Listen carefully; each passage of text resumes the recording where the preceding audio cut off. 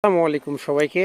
বন্ধুরা, শহর আর গ্রামের মধ্যে বিশাল বড় ডিফারেন্স থাকে। সেটি হচ্ছে আপনি গ্রামে এসে প্রকৃতিতে যে নিঃশ্বাস নিতে পারবেন, প্রকৃতির মাঝে, সবুজ প্রকৃতির মাঝে মন খুলে যে নিঃশ্বাস নিতে পারবেন, তা কিন্তু কখনোই শহরে পাওয়া যায় না, ব্যস্ত নগরীতে হয় না।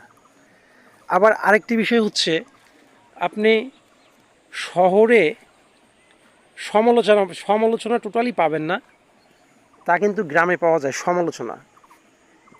গ্রামে ভিলেজ পলিটিক্সটা হচ্ছে মেইন একটি সমস্যা, যেখানে সমালোচনা করা হয়। শুধু সমালোচনা না, আমি তো বলে থাকি সমালোচনাও করা হয়। সমালোচনা একবারে যে আপনাকে নিয়ে আলোচনা তো হবেই না, সমালোচনা এমনভাবে করবে যেটাকে বলা হয় সমালোচনা। কিন্তু সেটি আবার শহরে হয় না।